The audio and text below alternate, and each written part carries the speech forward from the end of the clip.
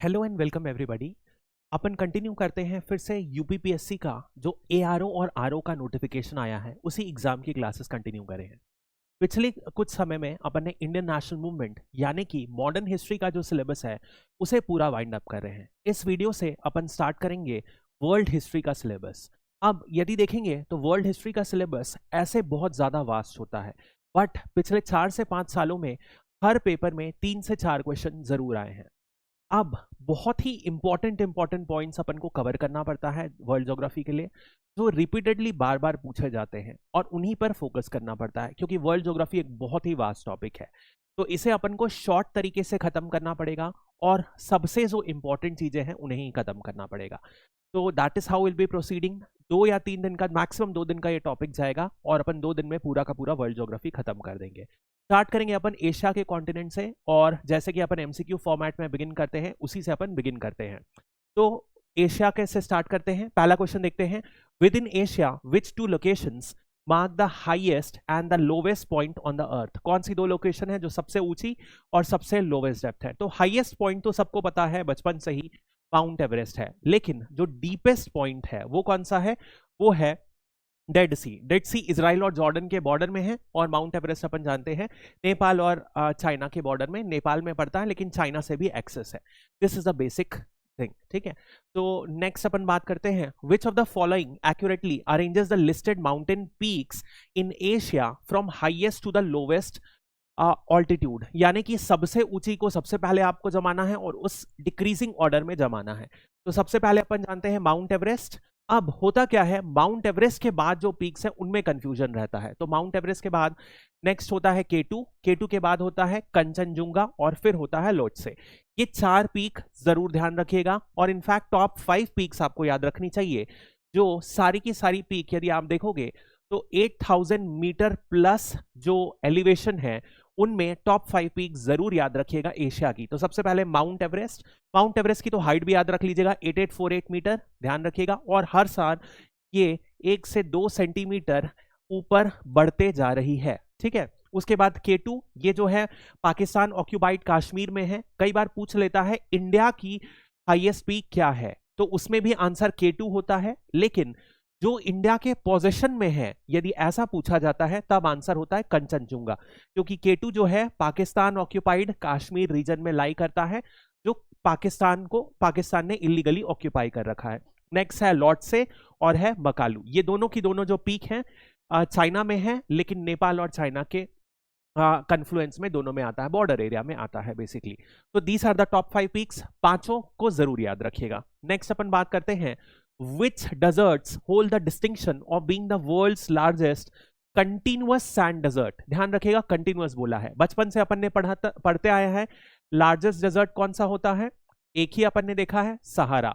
But यहां पर क्या बोला है? वर्ल्ड्स लार्जेस्ट कंटिन्यूअस डेजर्ट, तो वो होगा रूबल खली डेजर्ट। रूबल खली सऊदी अरेबिया का मेजर डेजर्ट है। यदि आप देखोगे तो सऊदी अरेबिया और आसपास की कंट्रीज में भी ये फैला हुआ है। तो Yemen, Oman, Saudi Arabia, UAE, ये जो 5 कंट्रीज हैं, 4 कंट्रीज हैं, इनमें फैला हुआ है डेजर्ट। सबसे बड़ा कंटिन्यूअस है। इसको कई बार सैंड, सी सैंड भी बोला जाता है, क्योंकि सैंड का कंटिन्यूअस सबसे बड़ा स्ट्रेच यहीं पर पाया जाता है। इसके अलावा बहुत सारे desert, Gobi desert, Taklamakan desert, Thar desert, Karakum desert, ये सभी एशिया में ही लाई करते हैं। नेक्स्ट क्वेश्चन अपन देखते हैं, which lake is recognised as the largest volcanic lake in the world. सबसे बड़ा वॉल्केनिक लेक दुनिया में कौन सा है? अब यदि अपन समझे तो वॉल्केनिक लेक को बोलते हैं क्रेटर लेक या कैल्डेरा लेक। क्या होता है मैं आपको समझाता हूं। जैसे जब भी वॉल्केनो आता है तो क्या होता है, एक पीक लाइक स्ट्रक्चर बनता है, और दिस इज द स्ट्रक्चर जो जब मैग्मा इमर्ज होता है तो एक माउंटेन लाइक स्ट्रक्चर बनता है। जब मैग्मा सॉलिडिफाई होता है तो क्या होता है, पीक में एक हैलो, एक गड्ढे लाइक स्ट्रक्चर बन जाता है। इसी को बोलते हैं कैल्डेरा या क्रेटर। और यदि इस पर पानी जम जाता है तो उसे क्रेटर या कैल्डेरा लेक बोलते हैं। तो ऐसा ही दुनिया का सबसे बड़ा कैल्डेरा या क्रेटर लेक कौन सा है, ये क्वेश्चन पूछ रहा है। तो ये आंसर है लेक टोबा, ठीक है। लेक टोबा इंडोनेशिया का एक लेक है जो दुनिया का सबसे बड़ा कैल्डेरा लेक है, ठीक है। It is a large natural lake, Indonesia में है, और it is the largest lake of Indonesia, ये भी ध्यान रखिएगा, जरूरी है। और इसे यूनेस्को ग्लोबल जियो पार्क की लिस्ट में भी रिसेंटली ऐड किया गया है, शायद नॉट वेरी रिसेंट, शायद 2009 में ऐड किया गया था। तो नेक्स्ट क्वेश्चन अपन देखते हैं, which lake is recognised as the largest reservoir of unfrozen fresh water on the earth. सबसे ज्यादा फ्रेश वाटर अनफ्रोजन स्टेट में कौन से लेक पर प्रेजेंट है अर्थ में? तो वो कहां पर प्रेजेंट है? Lake Baikal. लेक बाइकाल कहां है? रशिया में। ध्यान रखिएगा, ये जो लेक है दुनिया का 1/5 यानी कि 20% ऑफ द फ्रेश वाटर जितना भी अर्थ का है वो यहां पर स्टोर होता है। यदि देखा जाए तो सबसे ज्यादा फ्रेश वाटर किसमें? पोलर आइस कैप्स में स्टोर होता है, लेकिन क्वेश्चन क्या पूछा है? अनफ्रोजन स्टेट में। इसके बाद जो अपन जब यूएस करेंगे तो यूएस में जो 5 लेक्स हैं, लेक अपन 5 आइस लेक्स पढ़ेंगे, उनके बारे में पढ़ेंगे, वो भी एक बड़ा store house of fresh water है, लेकिन सबसे बड़ा है लेक बाइकाल। ठीक है, सो कंटिन्यू करते हैं अपन। It is also the deepest lake, ध्यान रखिएगा, डीपेस्ट भी है प्लस फ्रेश वाटर का सबसे बड़ा रिजर्वियर भी है। ठीक है, इसे दुनिया का सबसे ओल्डेस्ट लेक माना जाता है और यूनेस्को ने इसे वर्ल्ड हेरिटेज साइट भी डिक्लेयर करके रखा है। सो अगेन बहुत इंपॉर्टेंट लेक है, बार बार इससे क्वेश्चन पूछे जाते हैं। नेक्स्ट अपन बात करते हैं, देखिए अपने को कोई भी चीज कॉम्प्रिहेंसिव नहीं करना है वर्ल्ड ज्योग्राफी में, जो इंपॉर्टेंट चीजें हैं वो ही करना है। तो जैसे कि नॉर्मली यदि अपन पूरा सिलेबस करें तो जैसे यहां पर अपन आ चुके हैं चाइना में, तो चाइना में पूरी रिवर्स करना पड़ेगा, पूरा माउंटेन्स करना पड़ेगा, but that is not relevant for this exam. तो जो सबसे इंपॉर्टेंट चीजें हैं वही मैं आपको करा रहा हूं। तो यहां पर एक यांगसे रिवर है, ये चाइना की रिवर है और इसी के बारे में अपन थोड़े से पढ़ते हैं। चाइना की ये सबसे ज्यादा बड़ी रिवर है, इनफैक्ट ये 3rd लॉन्गेस्ट रिवर है दुनिया भर की। सबसे पहली कौन सी है? नाइल, फिर कौन सी है? अमेज़न, उसके बाद कौन सी आती है? यांगसे। ठीक है, यानी कि ये एशिया की सबसे बड़ी, चाइना की सबसे बड़ी और दुनिया की 3rd लॉन्गेस्ट रिवर है। ठीक है, कहां से मूव करती है? ये कंटिन्यूसली ईस्ट यानी कि तिब्बत प्लेट्यू से ओरिजिनेट करती है और टुवर्ड्स द ईस्टर्न कोस्ट जाके मिल जाती है ईस्ट चाइना सी में, और इसे लाइफ ब्लड ऑफ चाइना बोला जाता है। क्यों? क्योंकि यदि आप चाइना को देखेंगे तो जो ईस्टर्न पार्ट ऑफ चाइना रहता है उसे क्या बोलते हैं अपन? हान चाइना। हान चाइना में ही चाइना की सबसे ज्यादा पॉपुलेशन कॉन्सेंट्रेटेड है। तो कोस्टल चाइना में ईस्टर्न पार्ट में जो है उसमें 50% ऑफ चाइना की पॉपुलेशन यहीं पर कॉन्सेंट्रेटेड है, और ये नदी कहां बह रही है? ईस्टवर्ड ही, तो इसीलिए ये इंपॉर्टेंट है। तो ये देख लीजिए, ये तिब्बत से, तिब्बतन प्लेटू, ये पूरा रीजन तिब्बत प्रोविंस में आता है, यहां से ओरिजिनेट होती है और ये ईस्ट में जाके यहां पर इस ईस्ट चाइना सी में बह जाती है। ठीक है, मिल जाती है। Now what geographical feature define Mesopotamia? अब यदि आपको पता होगा तो मेसोपोटामिया एक बहुत पुराना सिविलाइजेशन था। अब कभी भी जो सबसे पुराने सिविलाइजेशन सेटअप हुए हैं, क्यों सेटअप हुए हैं? क्योंकि वहां पर 2 चीजें बहुत इजीली अवेलेबल थी। क्या था? सबसे पहले वाटर था। वाटर नॉर्मली किससे मिलता है? नदियों से, यानी कि फ्रेश वाटर फ्रॉम रिवर मिलता है, और यदि रिवर रहेगी तो क्या एक और होता है? फर्टाइल सॉइल भी आसपास रहती है। यदि ये रहा तो यहां पर एग्रीकल्चर किया जा सकता है, और एग्रीकल्चर जब होता है तो सेटलमेंट होता है और वहीं से सिविलाइजेशन की शुरुआत होती है। तो इसीलिए मेसोपोटामियन सिविलाइजेशन भी तभी शुरुआत हुआ क्योंकि वहां पर नदियां रही होंगी, और इसी वजह से इनफैक्ट 2 नदियां हैं, उनके बीच के पोर्शन जो फर्टाइल क्रेसेंट पोर्शन है उसी को मेसोपोटामिया कहा जाता है। कौन सी वो 2 नदी हैं? Tigris and Euphrates. बहुत इंपॉर्टेंट नदियां, आगे इनको डेप्थ में भी पढ़ेंगे।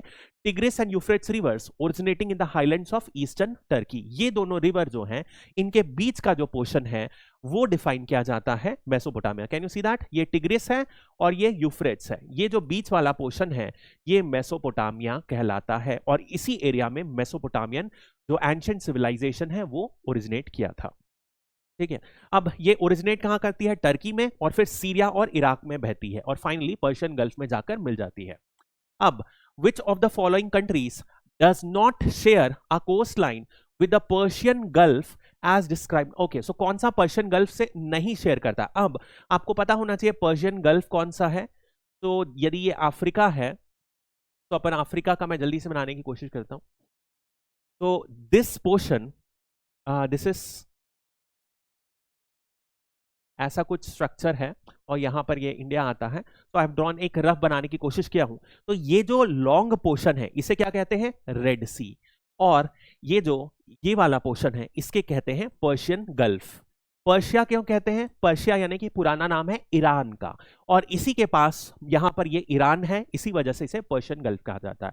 तो अब क्वेश्चन है, विच of the following does not यानी शेयर नहीं करता पर्शियन गल्फ के साथ? तो ईरान तो बिल्कुल गलत है क्योंकि ईरान के नाम पर ही किया गया है। Yemen, Saudi Arabia, Kuwait. तो सऊदी अरेबिया ये है, यहां पर है, तो ये तो शेयर करेगा। सऊदी अरेबिया के ऊपर कुवैत है, वो भी करेगा। जो यमन है वो यहां पर है, ठीक है, तो यमन के साथ शेयर नहीं करेगा। तो बी वुड बी रॉन्ग, मतलब B is the right answer इस केस में, बी शेयर नहीं करता है।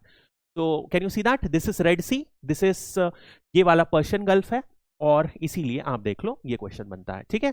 तो कौन कौन सी, अब क्वेश्चन पूछा गया है, पिछले साल के आरओ में क्वेश्चन पूछा गया है कौन कौन सी कंट्रीज शेयर करती हैं, तो इसीलिए ध्यान दे दीजिए पर्शियन गल्फ में कौन कौन सी कंट्रीज शेयर करेगी बॉर्डर। सबसे पहले ईरान, उसके बाद यहां पर देखोगे Bahrain, Saudi Arabia, UAE, Qatar, Oman, ठीक है, ये सारी। यमन नहीं शेयर करेगी, ठीक है। अगला क्वेश्चन अपन आते हैं, देखते हैं। इराक भी एक्चुअली शेयर करेगी, इराक का भी छोटा सा बॉर्डर यहां पर लाई करता है, तो इराक भी शेयर करती है। Now the countries bordering the Red Sea are, अब कौन सा पूछ लिया? अब रेड सी का ये वाला पोर्शन पूछ लिया कि इसके साथ कौन कौन सी कंट्रीज बॉर्डर शेयर करती हैं। तो सऊदी अरेबिया बिल्कुल सही, यमन बिल्कुल सही, इथोपिया गलत, इथोपिया एक्चुअली लैंडलॉक्ड कंट्री है अफ्रीका की, तो ये अफ्रीका की हॉर्न ऑफ अफ्रीका में सिचुएटेड है, ये लैंडलॉक कंट्री है। तो जहां पर भी 3 है उसे अपन काट देंगे, तो ये गलत हो गया, ये गलत हो गया, ये गलत हो गया, आंसर होगा डी। जिबौटी भी सही है, इजिप्ट भी सही है। देख लेते हैं एक बार। तो दिस इज इजिप्ट, इजिप्ट के साथ शेयर करा। इधर आएगा सऊदी अरेबिया, इधर आया यमन, यहां आया एरिट्रिया, सूडान, नीचे साउथ सूडान लैंडलॉक्ड हो जाएगा। ये जो है देखिए, ये वाला जो है, ये इथोपिया है, this is a landlocked country, और ये आ गया सोमालिया। तो ये सारी कंट्रीज के नाम आपको जरूर याद होने चाहिए, ठीक है। लाइन से इसी मैप के हिसाब से याद करेंगे तो कोई दिक्कत नहीं होगी। तो नेक्स्ट अपन बात करते हैं सी ऑफ ओकोस्ट। ये क्या है? Between Russian mainland and Korean peninsula. अभी अपन आगे देख लेंगे क्या है इसके बारे में। Now which strait serves as a maritime passage connecting the Black Sea with the Mediterranean Sea? ये बहुत ज्यादा इंपॉर्टेंट क्वेश्चन है इस साल के लिए, क्योंकि बहुत सारे स्ट्रेट्स में प्रॉब्लम हो रही है, इसीलिए जरूर ध्यान दीजिएगा। तो ब्लैक सी और मेडिटेरेनियन सी को कौन सा स्ट्रेट कनेक्ट करता है? 2 मेजर स्ट्रेट्स हैं, अभी अपन आगे देखेंगे कनेक्ट करता है, तो वो है स्ट्रेट ऑफ बॉस्फोरस, ठीक है। स्ट्रेट ऑफ मलक्का तो मलेशिया और सिंगापुर के बीच में है, जो अपन देखेंगे अंडमान सी को और साउथ चाइना सी को कनेक्ट करता है। स्ट्रेट ऑफ हॉर्मुज तो पर्शियन गल्फ के पास है, और straight of Gibraltar Atlantic ocean और मेडिटेरेनियन ओशन को कनेक्ट करता है, तो आंसर होगा बी। अब देखिए ये जो है, ये है ब्लैक सी, और ये जो एगन सी है ये मेडिटेरेनियन सी का पार्ट है। तो आप देखो दोनों के बीच में एक छोटी सी सी है, मार्जिनल सी, जिसे सी ऑफ मरमरा बोला जाता है। अब जो ब्लैक सी है और सी ऑफ मरमरा दोनों किस तरीके से कनेक्टेड है? Strait of Bosphorus. और सी ऑफ मरमरा और एगन सी या मेडिटेरेनियन सी किससे कनेक्टेड है? Strait of Dardanelles. यानी कि ये दो स्ट्रेट मिलके ब्लैक सी और मेडिटेरेनियन सी को कनेक्ट करते हैं, स्ट्रेट ऑफ डार्डेनेलास और स्ट्रेट ऑफ बॉस्फोरस। दोनों बहुत इंपॉर्टेंट है, नाम जरूर ध्यान रखिएगा। तो अब कुछ और स्ट्रेट्स देख लेते हैं अपन, क्या होता है, जल्दी जल्दी देख लीजिए। इसमें इंपॉर्टेंट क्या है, आपको नाम याद रखना है, कौन सी 2 सी के बीच में ये कनेक्ट करते हैं और उन दोनों के बीच में कौन सी लैंड मास आती है, बस इतना आपको ध्यान रखना है। तो एक एक अपन देखते जाएंगे और फिर इसका मैप की लोकेशन भी देखते जाएंगे। सो सबसे पहले बेरिंग स्ट्रेट। बेरिंग स्ट्रेट क्या होता है? ये देखिए बेरिंग स्ट्रेट जो है, ये इस मैप में बहुत ज्यादा क्लियर नहीं है। बेसिकली यहां पर ये जो रशिया का पोर्शन है, यहां पर यूएस का पोर्शन है, ये जो अलास्का वाला पोर्शन है, ये दोनों के बीच में जो स्ट्रेट है, पतला सा स्ट्रेट है, उसे बोलते हैं ये बेरिंग स्ट्रेट, ठीक है। That is the idea. यानी कि बेरिंग स्ट्रेट किसके किसके बीच में है? एशिया और नॉर्थ अमेरिका। एशिया में आएगा यहां पर रशिया, और नॉर्थ अमेरिका में आएगा Alaska of United states of America, ठीक है। अब कौन कौन सी दो? ईस्ट साइबेरियन सी और बेरिंग सी के बीच में कनेक्ट करता है। स्ट्रेट क्या होता है आप समझ लो। स्ट्रेट बेसिकली होता है जब एक पतला सा पैसेज वे होता है जो 2 बड़ी वाटर बॉडी को कनेक्ट करता है, this is known as strait. यानी कि ये 2 बड़ी वाटर बॉडी है, इनको जो कनेक्ट करता है पतला सा वाटर पैसेज, उसे ही कहा जाता है स्ट्रेट। फॉर एग्जाम्पल यहां पर आप ले लो अटलांटिक ओशन और यहां पर ले लो मेडिटेरेनियन सी।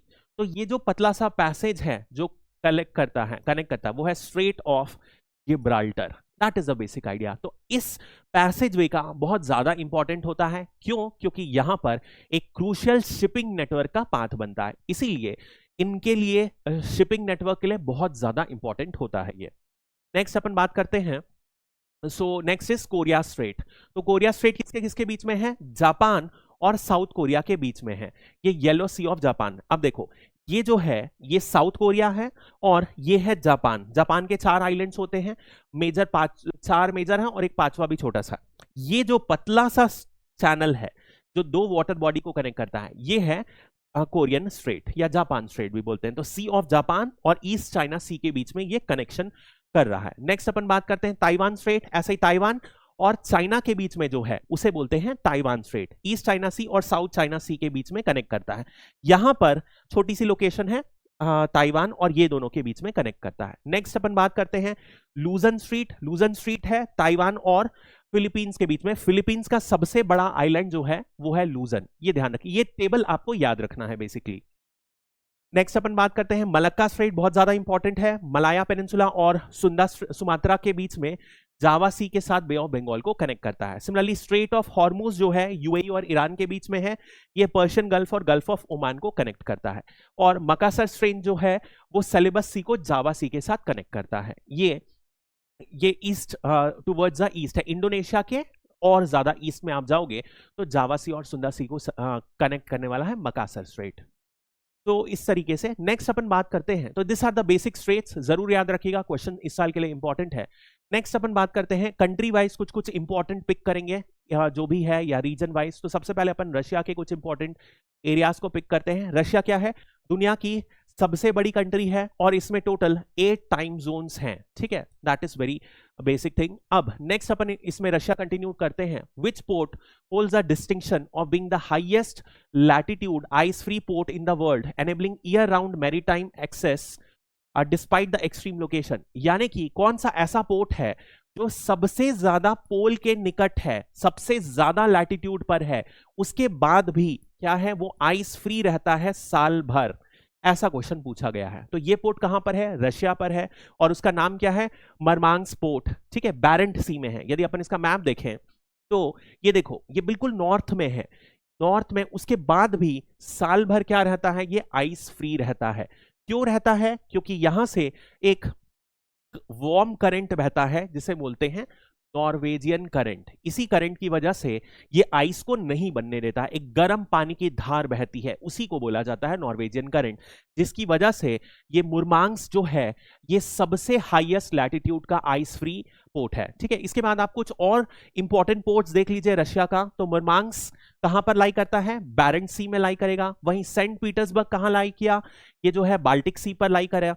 और रोस्टो जो है ब्लैक सी पर लाई किया। और वहीं पर व्लादिवोस्टॉक आप देखोगे सी ऑफ जापान में ओपन कर रहा है। ये जो मेजर पोर्ट्स हैं इनको याद रखिएगा, कौन सी सी में ओपन कर रहे हैं ये भी याद रखिएगा। मुरमांस्क, सेंट पीटर्सबर्ग, रोस्टो और व्लादिवोस्टॉक, ठीक है, सारे के सारे याद रखिएगा। Now which mountain range serve as a natural geographical boundary separating Europe and Asia? Europe और एशिया को कौन सी बाउंड्री सेपरेट करती है? वो है यूरल माउंटेन की बाउंड्री, ठीक है। नेक्स्ट अपन देख लो, तो ये एक यूरल है, टुवर्ड्स द वेस्ट यूरोप लाई किया और टुवर्ड्स द ईस्ट एशिया लाई करता है। ये यूरोप के बीच में और एशिया के बीच में एक नेचुरल डिवीजन है जिसे कि यूरल माउंटेन्स कहते हैं। कहां पर लाई करता है? एशिया पर लाई करता है। One of the oldest mountains है और इस माउंटेन की जो हाईएस्ट पीक है वो है नरोदनया, ठीक है, ध्यान रखिएगा, कई बार पूछ लेते हैं। अब ये देखिए, ये कंटिन्यूअस यहां से एक्सटेंड करता है सी में भी, तो आर्कटिक सी में भी एक्सटेंडेड है। नोवाया जेमलिया, ये जो ये वाला पोर्शन है ये भी इसी यूरल माउंटेन का पार्ट है। यानी कि बीच बीच में ये माउंटेन टूटा हुआ है और डिसकंटिन्यूएट फॉर्म में ये आर्कटिक ओशन में भी एक्सटेंड करता है। That is the basic work. अब now match the following rivers with their corresponding mouth. अब देखो रिवर में क्या होता है, एक होता है सोर्स और दूसरा होता है माउथ। सोर्स मतलब जहां से निकलता है, जैसे गंगोत्री कहां से गंगा कहां से निकलती है? गंगोत्री से। और ये मिलती कहां है? तो ये मिल जाती है बे ऑफ बंगाल में। सो ये हो गया बे ऑफ बंगाल, हो गया यहाँ का माउथ। तो ऐसे ही बोल रहा है ये जो नदियां दी हैं ये किस में जाकर फाइनली मिल जाती है, ये क्वेश्चन पूछा गया, ये बहुत इंपॉर्टेंट है, कई बार पूछा जाता है। तो ये सारी जो है रशिया की रिवर्स हैं, Don river, Volga river. Volga river कहां पर मिलती है? कैस्पियन सी में मिलती है।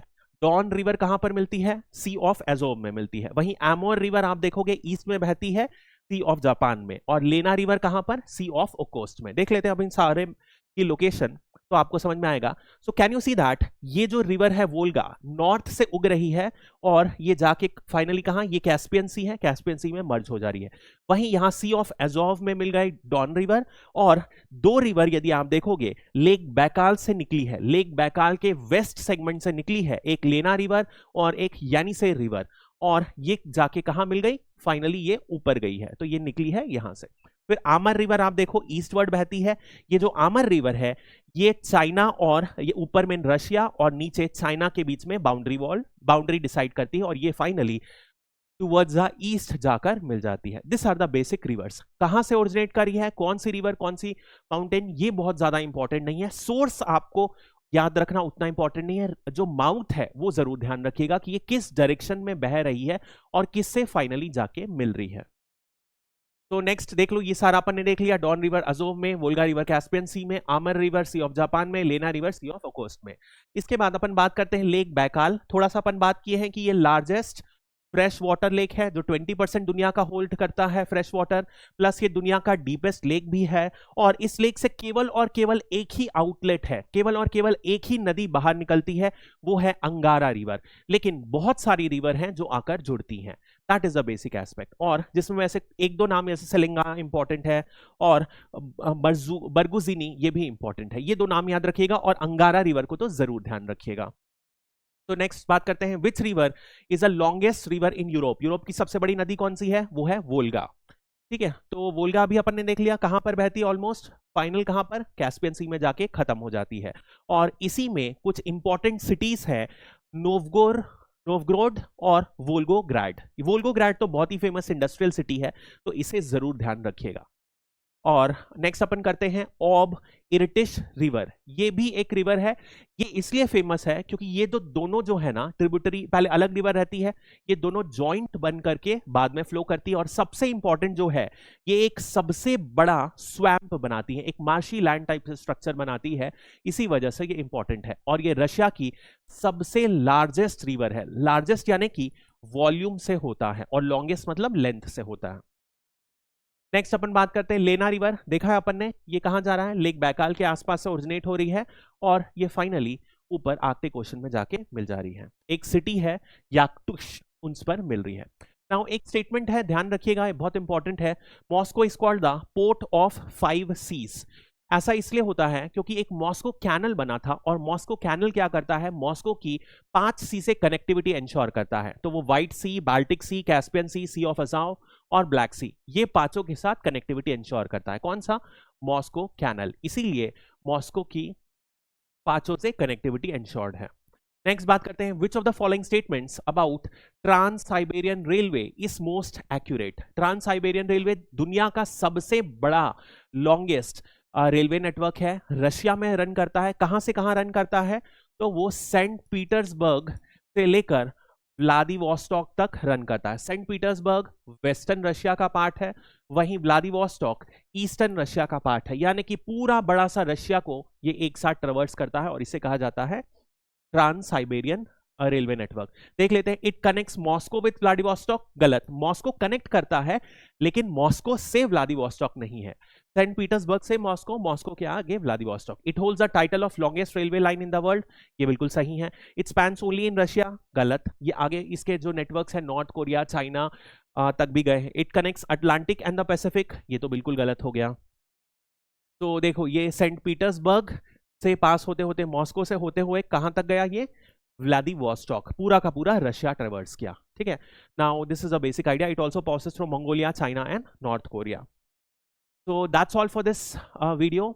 ये थोड़ा सा डिफिकल्ट टॉपिक है, बहुत चीजें याद भी करना पड़ेगा, बट इसमें इतने ही टॉपिक्स हैं जो आपको लिमिटेड ही करना पड़ेगा, because we are not preparing for Russia का कोई एग्जाम या फिर चाइना का कोई एग्जाम, तो लिमिटेड कंटेक्स्ट में ही अपन को पढ़ना पड़ेगा। एक और वीडियो होगा जो एशिया के ही रिमेनिंग कंट्रीज और इंपॉर्टेंट फीचर्स को एड्रेस करेगा, और उसके बाद अपन नेक्स्ट कॉन्टिनेंट में बढ़ जाएंगे आगे। That's all for this topic, thank you.